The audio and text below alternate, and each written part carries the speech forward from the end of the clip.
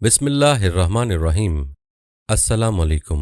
प्यारे दोस्तों, बहलूल का नाम तो आपने ज़रूर सुना होगा, जिन्हें बहलूल दाना भी कहा जाता है। आप पांचवें अब्बासी खलीफा हारून रशीद के दौर सन मार्च 766 से मार्च 809 में एक फ़िलासफ़र, वली कामिल और तारिकुद दुनिया दरवेश के तौर पर पहचाने जाते थे। उनका कोई घर या ठिकाना नहीं था। शहर में नंगे पांव फिरते और जिस जगह थक जाते वहीं डेरा डाल देते। बाज लोगों ने उन्हें मजजूब भी लिखा है, क्योंकि वो इश्क़ इलाही में गुम और इर्द गिर्द के माहौल से बेखबर होते थे। बहुत कम लोगों की तरफ इल्तफात करते, लेकिन जब कभी अवामुन्नास की तरफ मुंह करते तो हिकमत व दानाई की बहुत ही अजीब व गरीब बातें करते। दोस्तों, कूफा में पैदा होने वाले बहलूल का असल नाम वहाब बिन उम्र और ताल्लुक अरब कबीले बनु अमान से था। उनके वालिद छठे इमाम जाफर सादिक के शागिर्द थे, लेकिन कुछ वक्त सातवें इमाम मूसा काजिम की सोबत में भी गुजारा और बहलूल का शुमार भी इमाम मूसा काजिम के पैरोकारों में होता था।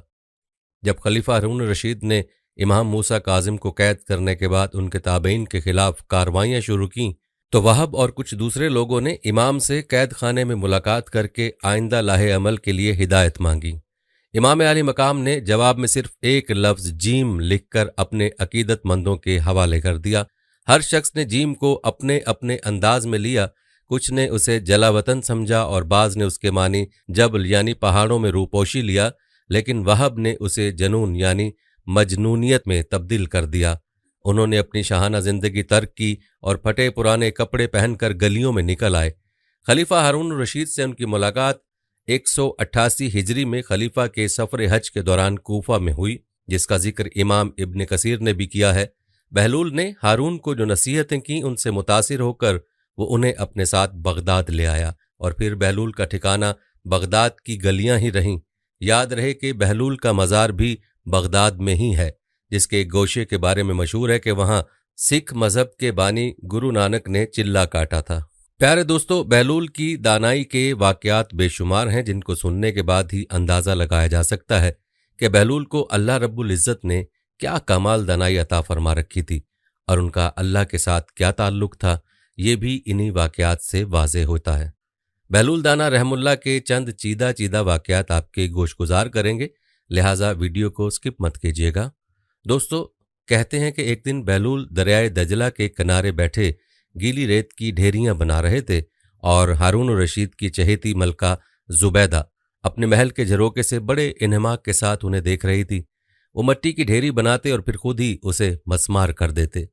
मलिका झरोके से उतरकर अपनी सहेलियों के हमरा दरिया के किनारे आ गई और पूछा, क्या कर रहे हो बहलूल? बहलूल ने अदाए बेनियाजी से कहा, जन्नत के महल बना रहा हूं। मलका ने सवाल किया, अगर कोई तुमसे ये महल खरीदना चाहे तो फरोख्त करोगे? बहलूल रहमुल्लाह ने कहा, हाँ हाँ, क्यों नहीं, मैं बनाता भी हूं और फरोख्त भी करता हूं। मलिका ने पूछा, बताओ एक महल की कीमत क्या है? बहलूल ने बेसाख्ता कहा, 3 दिरहम। बाज लोगों ने 1 दिरहम भी लिखा है। मलिका के हुक्म पर बहलूल को 3 दिरहम उसी वक्त अदा कर दिए गए। ये वाकया मलिका ने अपने शोहर खलीफा हारून रशीद को बताया, जिसे खलीफा ने मजाक में टाल दिया, लेकिन रात को हारून ने ख्वाब में जन्नत के मनाजिर देखे, जिनमें आबशारों और मर्गजारों के अलावा खूबसूरत महल्लात भी शामिल थे। सुर्ख याकूत के एक महल पर उसने जुबैदा का नाम भी लिखा देखा। हारून ने सोचा कि देखूं तो सही, क्योंकि ये मेरी बीवी का घर है। वो महल में दाखिल होने के लिए जैसे ही दरवाजे पर पहुंचे, दरबान ने उसे रोक लिया। हारून रशीद कहने लगा, इस पर तो मेरी बीवी का नाम लिखा है, इसलिए मुझे अंदर जाना है। दरबान ने कहा, नहीं, यहाँ का दस्तूर अलग है, जिसका नाम होता है सिर्फ उसी को अंदर जाने की इजाज़त है, लिहाजा आपको दाखिल होने की इजाज़त नहीं। जब दरबान ने हारून को पीछे हटाया तो उसकी आंख खुल गई, लेकिन बेदार होने पर ख्याल आया कि अल्लाह ताला ने जुबैदा के हक में बहलूल की दुआ कबूल कर ली है। चुनाचे वो सारी रात इसी अफसोस में करवटें बदलता रहा। अगली शाम वो बहलूल को तलाश करता दरिया किनारे पहुंच गया। बहलूल एक जगह बैठे इसी तरह मकान बना रहे थे। हारून ने पूछा, क्या कर रहे हैं? बहलूल ने कहा, जन्नत के महल बना रहा हूं। हारून ने पूछा, बेचोगे? तो बहलूल ने कहा, हाँ हाँ, क्यों नहीं, मैं बनाता भी हूं और फरोख्त भी करता हूं। हारून ने सवाल किया कि बताओ एक महल की कीमत क्या है? तो बहलूल ने जवाब दिया, तेरी पूरी सल्तनत। हारून रशीद ने कहा, इतनी कीमत तो मैं नहीं दे सकता। कल तो आप 3 दरहम के बदले दे रहे थे और आज पूरी सल्तनत मांग रहे हैं। बहलूल दाना ने कहा, खलीफा, कल बिन देखे मामला था और आज तुम महल देख कर आए हो। खलीफा ये सुनकर मायूसी से घुटनों के बल बहलूल दाना के सामने बैठ गया और कहने लगा, हजरत, आप मुझसे मेरी सारी सल्तनत ले लें, लेकिन मुझे एक महल दे दें। जब बहलूल दाना ने खलीफा की आजिज़ी देखी तो कहा, मैं तुम्हारी इस सल्तनत का क्या करूंगा? इस दुनिया की मोहब्बत तो बहुत से गुनाहों की जड़ है। जाओ, अपनी सल्तनत अपने पास रखो, मैं इस महल को भी तुम्हारे लिए 3 दरहम में फरोख्त करता हूं। प्यारे दोस्तों, वाकई में बहलूल दाना रहमुल्लाह कि अल्लाह के साथ ताल्लुक़ का अंदाज़ा बआसानी हो सकता है। खुद ही सोच लें कि जो शख्स दुनिया में जन्नत के महल फरोख्त कर रहा हो, उसका अल्लाह के साथ क्या ताल्लुक़ होगा। दोस्तों, बहलूल रहमुल्लाह का हर वाक़या ऐसा है कि जिसे दिल के कानों के साथ सुनने की ज़रूरत है, क्योंकि उन वाक़यात में इंसान के लिए बड़े गहरे असबाक भी मौजूद हैं और ये वाक़यात आपको भी ताज़ा करने वाले हैं। आप रहमुल्लाह का एक और मशहूर वाक़या है। मारूफ बुज़ुर्ग सैयदना सरी सख्ती फरमाते हैं, एक बार मुझे कब्रिस्तान जाना हुआ। वहां मैंने बहलूल दाना को देखा कि कब्र के करीब बैठे मट्टी में लोट पोट हो रहे हैं। मैंने पूछा, आप यहाँ क्यों बैठे हैं? जवाब मिला, मैं ऐसी कौम के पास हूं जो मुझे अजियत नहीं देती और अगर मैं गायब हो जाऊं तो मेरी गीबत भी नहीं करती। दोस्तों, आप रहमुल्लाह की इस वाक़े से बात वाज़ेह होती है कि दुनिया में गीबत आम है और हर कोई इसमें मुब्तला है। हालांकि गीबत बहुत बड़ा गुनाह है और हलाक कर देने वाला गुनाह है, और मौजूदा दौर में तो ये इस ज़माने से कहीं ज़्यादा पाया जाता है। हर किसी को देखो तो दूसरों की गीबत ही में मुब्तला दिखाई देता है, और हलाकत तो यह है कि इस गुनाह को गुनाह भी नहीं समझा जा रहा।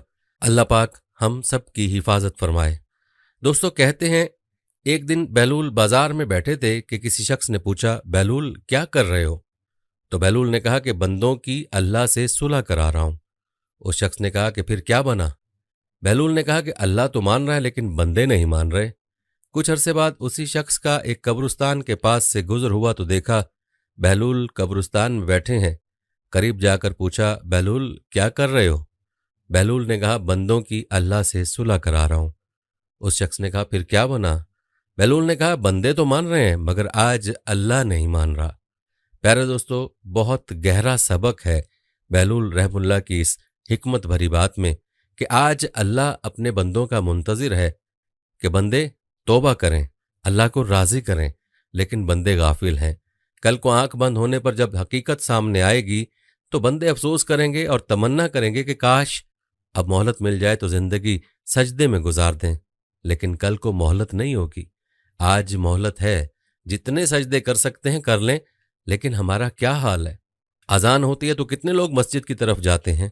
हमारे सामने। खुदारा आज की मोहलत को गफलत में ना गुजारें, बल्कि इस मोहलत को गनीमत जानकर अल्लाह को राजी कर लें। दोस्तों, बहलूल से ऐसे दर्जनों वाकयात और दानाई की बातें मंसूब हैं। कुछ लोग उन बातों और वाकयात को किताबी बातें कहते हैं, जबकि बाज उसे रूहानियत की मिराज मानते हैं। लेकिन यह तय है कि जो बहलूल दाना कह गए वो पत्थर पर लकीर है और उनकी हर बात में गहराई देखने को मिलती है। कहते हैं एक दिन बहलूल रहमुल्लाह बादशाह के पास गए, जो उस वक्त कुछ सोच रहा था। आप रहमुल्लाह ने पूछा, सोचते क्या हो? उसने कहा, मैं उस वक्त दुनिया की बेवफाई पर गौर कर रहा हूं कि इस बेवफा ने किसी से भी निभा न किया। आपने कहा, अगर दुनिया वफादार होती तो तुम आज बादशाह क्यों कर बन सकते? बस इस किस्से को जाने दो और कुछ सोचो। इसी तरह का एक और वाकया कहते हैं एक दफ़ा बारिश की कसरत से अक्सर कब्रों में ऐसे शगाफ पड़ गए कि मुर्दों की हड्डियां और खोपड़ियां नजर आने लगीं। बहलूल कब्रिस्तान में चंद खोपड़ियां सामने रखे देख रहे थे कि इत्तफाकन बादशाह की सवारी भी आ निकली। उसने उन्हें इस शगल में मसरूफ देखकर पूछा, बहलूल क्या देख रहे हो?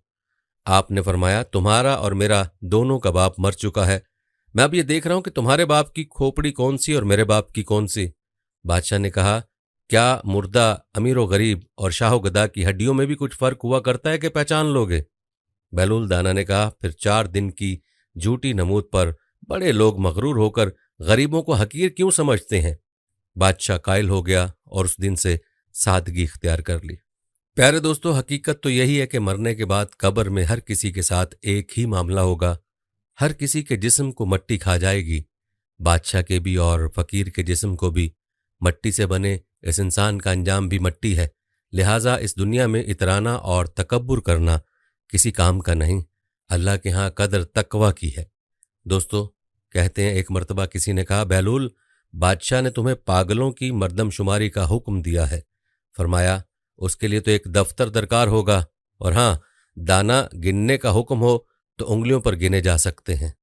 प्यारे दोस्तों, इस बात में कोई भी नहीं प्यारे दोस्तों, इस बात में कोई भी शक नहीं है कि दुनिया में दाना बहुत कम है, और इस बात की हकीकत वही लोग जानते हैं जो अहले कशफ हैं। बैलुल दाना रहमुल्लाह का एक दानाई से लबरेज मुकालमा मुलाहजा फरमाइए जो शराबी हाकिम के हवाले से है। शराबी हाकिम बैलुल दाना से, जनाब, मुझे बताएं कि अगर मैं खजूरें खाऊं तो आपको कोई एतराज़ है? बैलुल दाना, बिल्कुल कोई एतराज़ नहीं। शराबी, अगर उसके साथ कुछ जड़ी बूटियां खा लूं? बैलुल दाना, कोई रुकावट नहीं। शराबी, और अगर मैं उनमें पानी शामिल कर लूं? बैलुल दाना, बड़े शौक से पियो। शराबी, जब ये सारी चीजें जायज और हलाल हैं तो फिर आप शराब को क्यों हराम कहते हैं? हालांकि उसमें यही चीजें तो हैं जिनके खाने और पीने की इजाजत आप दे रहे हैं, यानी खजूरें, पानी और जड़ी बूटियां। बैलुल दाना शराबी से, अगर तुम्हारे ऊपर पानी फेंका जाए तो उस पर तुम्हें कोई एतराज होगा? शराबी, हरगिज नहीं, पानी से क्या फर्क पड़ता है? बैलुल दाना, अच्छा, अगर उस पानी में मट्टी घोल दी जाए तो तुम उससे मर जाओगे? शराबी, जनाब, मट्टी से मैंने किसी को मरते हुए नहीं देखा। बैलुल दाना, अगर मैं मट्टी और पानी लूं और उनको गूंद कर एक ईंट बना लूं और उसे खुश्क करके तुम्हें दे मारूं तो क्या ऐसा करने पर तुम्हें कोई एतराज है? शराबी, जनाब, इससे तो आप मुझे कत्ल कर देंगे। बैलुल दाना ने कहा, शराब का भी यही हाल है। अल्लाह पाक ने हमको जिस बात से भी रोका है उसमें कोई ना कोई मसलहत है। हमको अपनी तरफ से तावीलें नहीं घड़नी चाहिए, बल्कि अल्लाह के अहकामात की पैरवी करनी चाहिए। प्यारे दोस्तों, किस खूबसूरत अंदाज से और कैसी हिकमत और दानाई से बैलुल रहमुल्लाह ने उस शराबी हाकिम को जवाब दिया, और कैसे खूबसूरत अंदाज से उस शराबी को समझाया, बल्कि पूरी उम्मत को ही समझा गए और ये दर्स दे गए कि अल्लाह के अहकाम में हीलो हुज्जत की गुंजाइश नहीं है, बल्कि बगैर हीलो हुज्जत के अल्लाह ताला के हर हुक्म को मानना चाहिए। प्यारे दोस्तों, बादशाह हारून रशीद और बैलूल के हवाले से एक किस्सा यूं नकल किया गया है। कहते हैं कि हारून रशीद की दिल्ली तमन्ना रहती थी कि हज़रत बैलूल दाना रहमुल्लाह उससे मुलाकात करें, लेकिन आप रहमुल्लाह कभी कभी उनके दरबार में तशरीफ़ ले जाते। एक दिन यूं हुआ कि हारून रशीद अपने महल की छत पर बैठा था कि उसने हज़रत बैलूल दाना रहमुल्लाह को शाही महल के करीब से गुजरते देखा। फ़ौरन हुक्म दिया कि हज़रत बैलूल दाना रहमुल्लाह को कमंद डालकर महल की छत पर खींच लिया जाए। चुनाचे ऐसा ही किया गया। जब आप रहमुल्लाह हारून रशीद के सामने पहुंचे तो उसने पूछा, ये फरमाइए कि आप अल्लाह तक कैसे पहुंचे? आपने फरमाया, जिस तरह आप तक पहुंचा। हारून रशीद ने कहा, मैं समझा नहीं। फरमाया, अगर मैं खुद आप तक पहुंचना चाहता तो नहा धोकर लिबास फाखरा पहनकर दरबान की मिन्नतें कर करके महल के अंदर दाखिल होता, फिर अर्जी पेश करता, फिर घंटों इंतजार करता, फिर भी मुमकिन था कि आप मेरी दरखास्त रद्द कर देते। लेकिन जब आपने खुद मुझे बुलाना चाहा तो महज कुछ लम्हों में ही अपने सामने बुला लिया। इसी तरह जब अल्लाह को अपने बंदों की कोई अदा पसंद आती है तो उसे लम्हों में कुर्ब की वो मंजिलें तय करवा दी जाती हैं जो बड़े बड़े आबिदों के लिए बाइसे रश्क बन जाती हैं। सुभान अल्लाह। प्यारे दोस्तों, बैलुल दाना रहमुल्लाह की हर हर वाक़या और हर बात से कमाल दानाई टपकती महसूस होती है, और आप रहमुल्लाह को अल्लाह ताला ने ऐसी कमाल दानाई और हिकमत अता फरमाई थी कि आप बिला सोचे समझे मौके के ऊपर ही जवाब दिया करते थे, जिसे हाजिर जवाबी कहा जाता है। कहते हैं एक दफ़ा हज़रत बैलुल दाना रहमुल्लाह कहीं से गुजर रहे थे कि एक बच्चे को देखा, वो खड़ा रो रहा था। दूसरे बच्चे अखरोट से खेल रहे थे।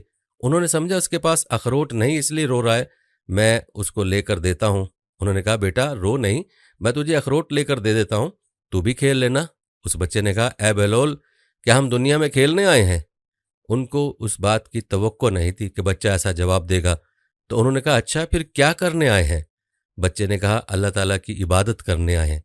उन्होंने कहा, बच्चे अभी तो तुम बहुत छोटे हो, अभी तो तुम्हारा उस मंजिल पर आने में भी बहुत वक्त पड़ा है। तो उसने कहा, अरे बहलूल, मुझे धोखा न दे, मैंने अपनी माँ को देखा है, वो सुबह जब आग जलाती है तो पहले छोटी लकड़ियों से जलाती है और फिर बाद में बड़ी लकड़ियां रखती है। इसलिए मुझे डर है कहीं दोजख मुझसे न जलाई जाए और मेरे ऊपर बड़ों को न डाला जाए। प्यारे दोस्तों, बहलूल दाना रहमुल्लाह के अक्सर वाक़यात फ़िक्र आखरत की दावत देते हैं, जिससे आज हर इंसान गाफिल है, ख़ास तौर पर मुसलमान जो कि आखरत पर ईमान भी रखते हैं, वो भी आखरत से और अल्लाह के हुजूर पेश होने को भुलाए हुए। वरना आज हमारी मस्जिदें भरी हुई होती और हमारे मुआशरे में अदल व इंसाफ होता, जो देखने को नहीं मिलता। एक और वाक़या बहलूल दाना रहमुल्लाह का यूं नकल किया गया, कहते हैं एक बार जनाब बहलूल किसी नखलिस्तान में तशरीफ़ रखते थे। एक ताजिर का वहाँ से गुज़र हुआ, वो आपके पास आया और सलाम करके मुअद्दिब सामने बैठ गया और इंतहाई अदब से गुजारिश की, हजूर तिजारत की कौन सी ऐसी जिन्स खरीदूं जिसमें बहुत नफ़ा हो। जनाब बहलूल ने फरमाया, काला कपड़ा ले लो। ताजिर ने शुक्रिया अदा किया और उल्टे कदमों चलता वापस चला गया। जाकर उसने इलाके में दस्तयाब तमाम स्याह कपड़ा खरीद लिया। कुछ दिनों बाद शहर का बहुत बड़ा आदमी इंतकाल कर गया। मातमी लिबास के लिए सारा शहर स्याह कपड़े की तलाश में निकल खड़ा हुआ। अब कपड़ा सारा उस ताजिर के पास जखीरा था। उसने मुंह मांगे दामों फरोख्त किया और इतना नफ़ा कमाया जितना सारी जिंदगी न कमाया था, और बहुत ही अमीर कबीर हो गया। कुछ अरसे बाद वो घोड़े पर सवार कहीं से गुजरा। जनाब बहलूल वहां तशरीफ रखते थे। वो वहीं घोड़े पर बैठे बैठे बोला, ओ दीवाने, अब की बार क्या लूं? बहलूल ने फरमाया, तरबूज ले लो। वो भागा भागा गया और सारी दौलत से पूरे मुल्क से तरबूज खरीद लिए। एक ही हफ्ते में सब खराब हो गए और वो कोड़ी कोड़ी को मोहताज हो गया।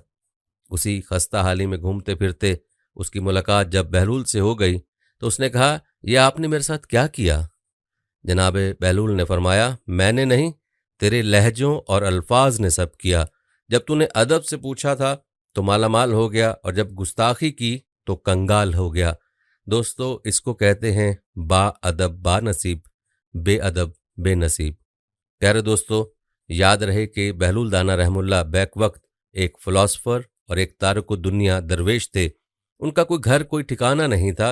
वो अमूमन शहर में नंगे पांव फिरते रहते थे और जिस जगह थक जाते वहीं डेरा डाल लेते थे। लोग उनके पीछे पीछे फिरते रहते थे।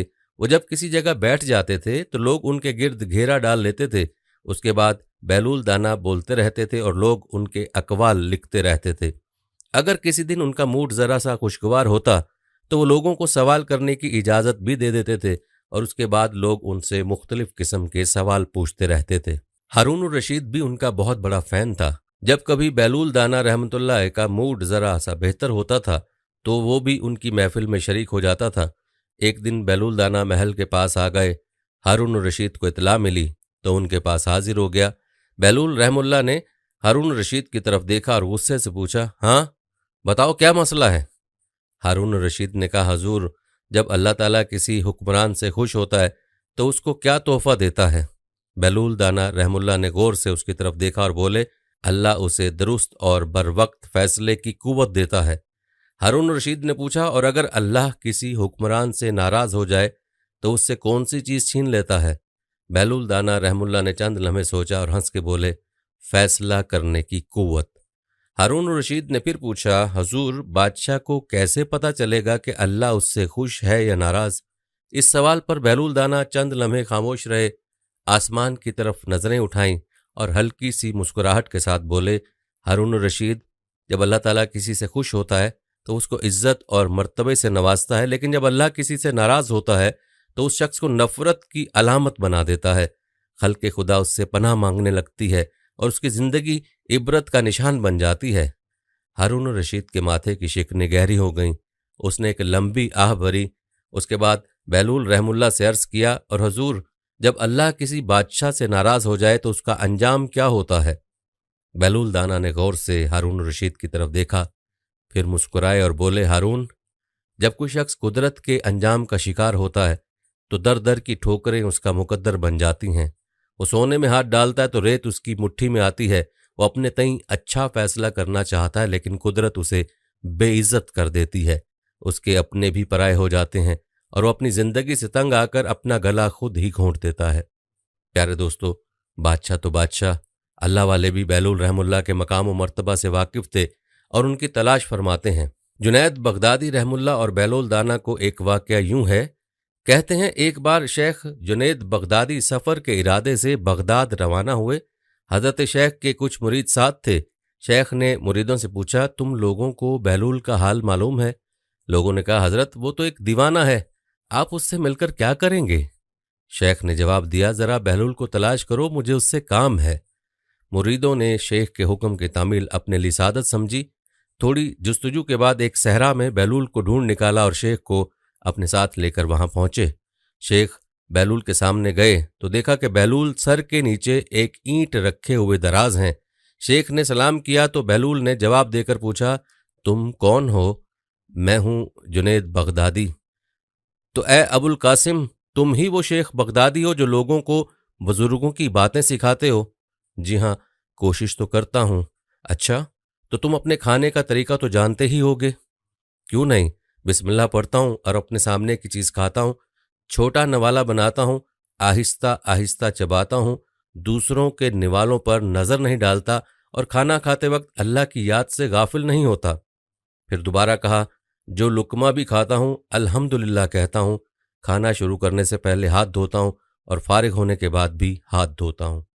ये सुनकर बहलूल उठ खड़े हुए और अपना दामन शेख जुनेद की तरफ झटक दिया। फिर उनसे कहा, तुम इंसानों के पीर व मुर्शद बनना चाहते हो और हाल यह है कि अब तक खाने पीने का तरीका भी नहीं जानते। ये कहकर बहलूल ने अपना रास्ता लिया। शेख के मुरीदों ने कहा, या हजरत, ये शख्स तो दीवाना है। हाँ, दीवाना तो है, मगर अपने काम के लिए होशियारों के भी कान काटता है। उससे सच्ची बात सुनना चाहिए। आओ उसके पीछे चलें, मुझे उससे काम है। बहलूल एक वीराने में पहुंचकर एक जगह बैठ गए। शेख बगदादी उसके पास पहुंचे तो उन्होंने शेख से फिर ये सवाल किया, कौन हो तुम? मैं हूं बगदादी शेख, जो खाना खाने का तरीका नहीं जानता। बहलूल ने कहा, खैर, तुम खाना खाने के आदाब से नावाकिफ हो तो गुफ्तगू का तरीका जानते ही होगे। शेख ने जवाब दिया, जी हाँ, जानता तो हूं। तो बताओ किस तरह बात करते हो? मैं हर बात एक अंदाजे के मुताबिक करता हूं, बेमौका और बेहिसाब नहीं बोले जाता। सुनने वालों की समझ का अंदाजा करके खल्क़े खुदा को अल्लाह और रसूल सल्लल्लाहु अलैहि वसल्लम के अहकाम की तरफ तवज्जो दिलाता हूं। ये ख्याल रखता हूं कि इतनी बातें ना कहूं कि लोग मुझसे बेजार हो जाएं। बातनी और ज़ाहिरी अलूम के नुक्ते नज़र में रखता हूं। उसके साथ गुफ्तगू के आदाब से मुतल्लिक कुछ और बातें भी बयान की। बहलूल ने कहा, खाना खाने के आदाब तो एक तरफ रहे, तुम्हें तो बात करने का ढंग भी नहीं आता। फिर शेख से मुंह फेरा और एक तरफ चल दिए। मुरीदों से खामोश न रहा गया। उन्होंने कहा, या हजरत, ये शख्स तो दीवाना है, आप दीवाने से भला क्या तवक्को रखते हैं? भाई, मुझे तो इससे काम है, तुम लोग नहीं समझते। उसके बाद शेख ने फिर बहलूल का पीछा किया।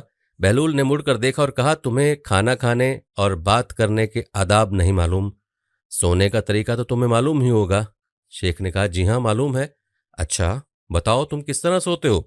जब मैं इशा की नमाज और दरूद व वज़ाइफ से फारिग होता हूँ तो सोने के कमरे में चला जाता हूँ। ये कहकर शेख ने सोने के वो आदाब बयान किए जो उन्हें बुजुर्गान दिन की तालीम से हासिल हुए थे। बहलूल ने कहा, मालूम हुआ कि तुम सोने के आदाब भी नहीं जानते। ये कहकर बहलूल ने जाना चाहा तो हज़रत जुनैद बगदादी ने उनका दामन पकड़ लिया और कहा, ए हज़रत, मैं नहीं जानता, अल्लाह के वास्ते तुम मुझे सिखा दो। कुछ देर बहलूल ने कहा, मियाँ, ये जितनी बातें तुमने कहीं सब बात की चीज़ें हैं, असल बात मुझसे सुनो। खाने का असल तरीका यह है कि सबसे पहले हलाल की रोज़ी होनी चाहिए। अगर ग़िज़ा में हराम की आमेज़िश यानी मिलावट हो जाए तो जो आदाब तुमने बयान किए उनके बरतने से कोई फ़ायदा ना होगा और दिल रोशन होने की बजाय और तारीख हो जाएगा। शेख जुनैद ने बेसाख्ता कहा, जज़ाकल्लाह खैरा, यानी अल्लाह तुम्हारा भला करे। फिर बहलूल ने बताया, गुफ्तगू करते वक्त सबसे पहले दिल का पाक और नीयत का साफ होना ज़रूरी है और इसका भी ख्याल रहे कि जो बात कही जाए अल्लाह की रजामंदी के लिए हो। अगर कोई गर्ज या दुनियावी मतलब को लगाओ या बात फजूल किस्म की होगी तो खा कितने ही अच्छे अल्फाज में कही जाएगी, तुम्हारे लिए वबाल बन जाएगी। इसलिए ऐसे कलाम से खामोशी बेहतर है। फिर सोने के मुतल्लिक बताया, इसी तरह सोने से मुतल्लिक जो कुछ तुमने कहा वो भी असल मकसूद नहीं है। असल बात यह है कि जब तुम सोने लगो तो तुम्हारा दिल बुग़्ज़, कीना और हसद से खाली हो, तुम्हारे दिल में दुनिया और माले दुनिया की मोहब्बत ना हो और नींद आने तक अल्लाह के जिक्र में मशगूल रहो। बहलूल की बात खत्म होते ही हज़रत जुनैद बगदादी ने उनके हाथों को बोसा दिया और उनके लिए दुआ की। शेख जुनैद के मुरीद ये मंजर देखकर हैरान रह गए। उन्हें अपनी गलती का एहसास हुआ और ये बात उनकी समझ में आ गई कि हर शख्स को चाहिए कि वो जो बात ना जानता हो उसे सीखने में ज़रा भी न शर्माए। प्यारे दोस्तों, हज़रत जुनैद और बहलूल के इस वाक़े से सबसे बड़ा सबक यही हासिल होता है कि कुछ ना जानने पर भी दिल में ये जानना कि हम बहुत कुछ जानते हैं, बहुत नुकसान पहुंचाने वाली बात है। इससे इस्लाह और तरक्की के रास्ते बंद हो जाते हैं और इंसान गुमराही में फंसा रह जाता है। प्यारे दोस्तों, आज हम अपना हाल देखें तो हम में से हर कोई खुद को बड़ा मुफ्ती समझता है और इल्म ना होने के बावजूद हम ऐसी ऐसी बातें कर जाते हैं कि अल्लाह की पनाह। हमें चाहिए कि इल्म में खुद को कभी भी पुख्ता न समझें, बल्कि हर वक्त इल्म की जुस्तजू करें। कहा जाता है कि हज़रत बहलूल दाना रहमतुल्लाह अलैह ने अगरचे खुद शादी नहीं की, लेकिन बच्चों से बहुत प्यार करते थे। उनमें खाना तकसीम करते, बच्चों के साथ बच्चों की तरह रहते। किसी ने पूछा, बहलूल बच्चों के साथ इतना प्यार क्यों करते हो? तो आपने फरमाया, ए शख्स, अब यही हैं जो ज़मीन पर आज़ाद मुखलिस रह गए हैं, बाकी सब तो लालच और हवस के कैदी हो चुके हैं। अल्लाह उनके ज़्यादा करीब है क्योंकि इनको अभी गुनाह करने की फुर्सत नहीं मिली। प्यारे दोस्तों, कितनी पते की बात फरमा गए। और हकीकत भी यही है कि बच्चे ही मन के सच्चे होते हैं, बाकी तो हम सब मुनाफिकतों में डूबे हुए हैं। यहाँ आपको पुलसरात से मुतल्लिक बहलूल दाना रहमतुल्लाह अलैह और बादशाह हारून रशीद का मुकालमा बताते हैं। तवज्जो कीजिएगा।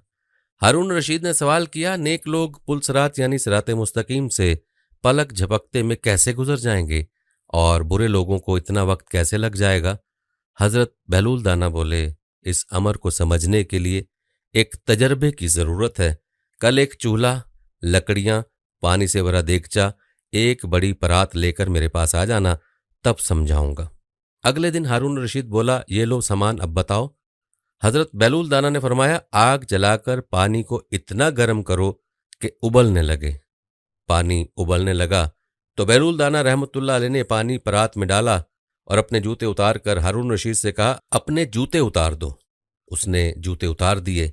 फिर बहलूल दाना रहमतुल्लाह अलैह ने फरमाया कि जब मैं उस पानी में खड़ा हो जाऊं तो मुझसे मेरे आज के अमाल के बारे में पूछना कि मैंने क्या खाया, क्या किया।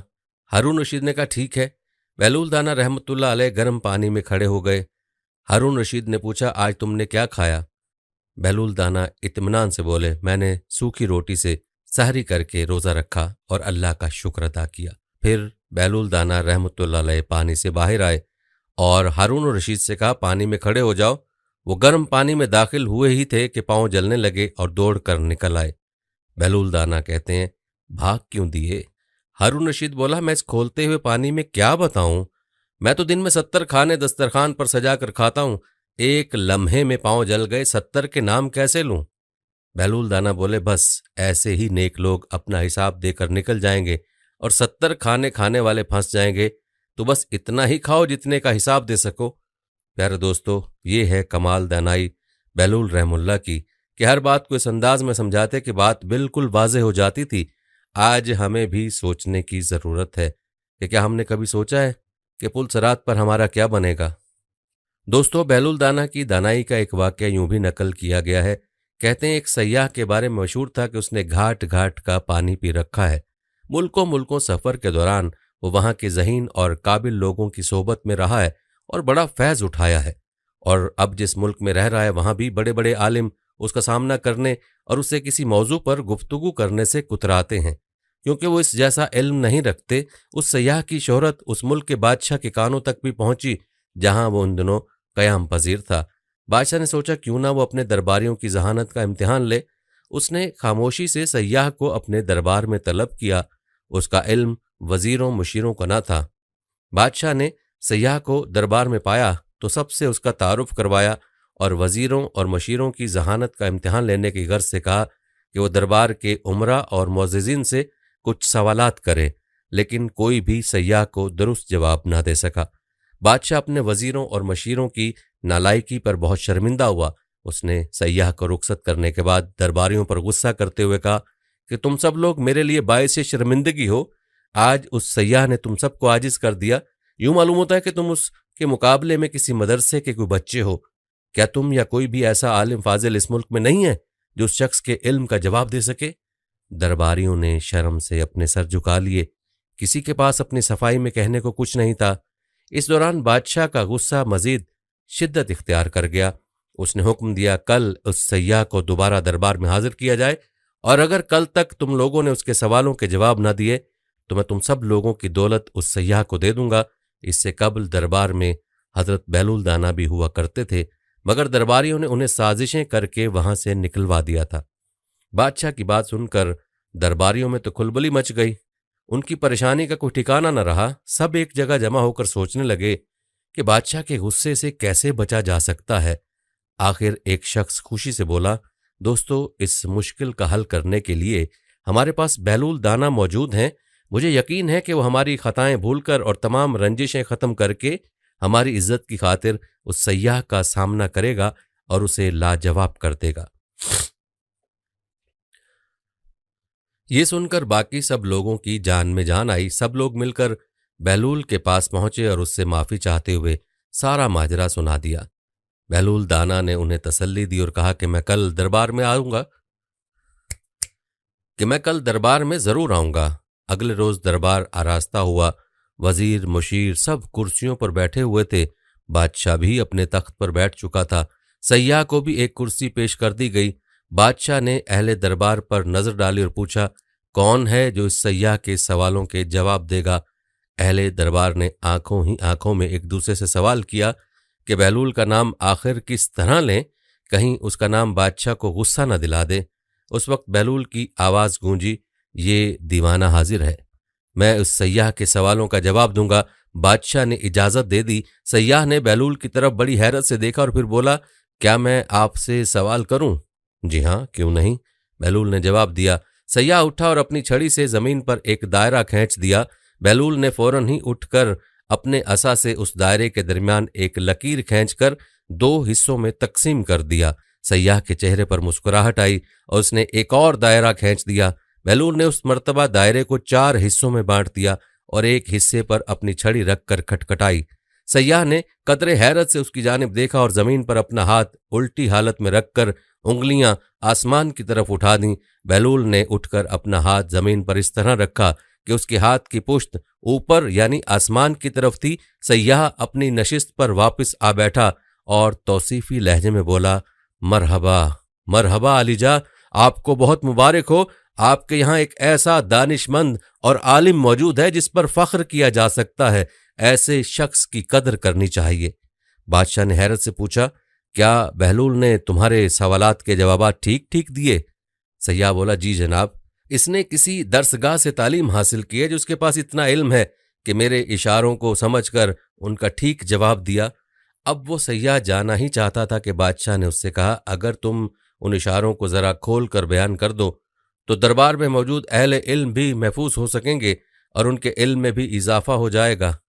क्यों नहीं बादशाह सलामत, सयाह ने कहा और चंद लम्हे रुक कर बोला कि आपने देखा, मैंने जमीन पर एक दायरा खींचा था। उस दायरे से मेरा मकसद जमीन का कुर्रा दिखाना था। आपके आलम फौरन समझ गए और उसने दायरे के 2 बराबर हिस्से करके मुझ पर जाहिर कर दिया कि मैं जमीन गोल होने पर यकीन रखता हूं और उसके इसरार और रमूज से भी वाकिफ हूं। फिर उसने एक सीधी लकीर खींची जिसने जमीन को शुमाली और जनूबी कुर्रे में बांट दिया। फिर आपने देखा कि एक और दायरा खींचा। आपके आलिम ने उसके 4 हिस्से करके मुझे समझा दिया कि 3 हिस्से पानी और 1 हिस्सा खुश्की है। और जब मैंने अपने हाथ की उंगलियों से जमीन पर उगने वाली नबातात की तरफ इशारा किया, यानी जब अपने हाथ को नीचे रखा और उंगलियां ऊपर की, तो इसका मकसद के नबातात और पौधों की तरफ इशारा करना था। तो उसके बाद बहलूल ने अपने हाथ को नीचे रखा और पुश्त आसमान की जानिब, तो बारिश और सूरज की निशानदेही की और मतलब था कि दोनों नबातात और पौधों की बढ़ोतरी में और उनकी बालिदगी में मददगार साबित होते हैं। ये कहकर सयाह ने बहलूल दाना की तरफ देखा और अकीदत से बोला, मैं एक बार फिर कहता हूं कि आपको ऐसे दानिशमंद पर फख्र होना चाहिए। ये कहकर सयाह ने दरबार से रुखसत होना चाहा तो बादशाह ने उसे रुकने को कहा और बहुत सा इनाम देकर जाने की इजाजत दे दी। उसके रुखसत होने के बाद बादशाह ने अपने दरबारियों से कहा कि इल्म कहीं से भी मिले उसे हासिल करने की कोशिश करो और अपने दरमियान मौजूद अक्लमंद और ज़हीन लोगों को इज्जत दो। आज उसी बहलूल ने तुम्हारी इज्जत और माल बचाया जिसके खिलाफ तुम लोगों ने महाज बना रखा था। तमाम दरबारी इस पर शर्मिंदा हुए और बहलूल की तारीफ करके बादशाह को राजी कर लिया। और जब बहलूल दरबार से रुखसत हो रहा था तो उमरा उसे बाहर छोड़ने आए और उम्दा नस्ल के घोड़े पर सवार करवा के मुहाफिजों की मायत में रवाना किया। दोस्तों, याद रहे कि बहलूल दाना खलीफा हारून रशीद का आपस में जबरदस्त लगाव था। कहा जाता है हारून रशीद बहलूल दाना की बातों से जराफत के मजे लिया करते थे। कभी कभी जज्ब के आलम में वो पते की बातें भी कह जाया करते थे। एक मर्तबा बहलूल मजजूब हारून रशीद के पास पहुंचे। हारून रशीद ने एक छड़ी उठाकर दी। मजाहन कहा कि बहलूल, ये छड़ी तुम्हें दे रहा हूं, जो शख्स तुम्हें अपने से ज्यादा बेवकूफ नजर आए उसे दे देना। बहलूल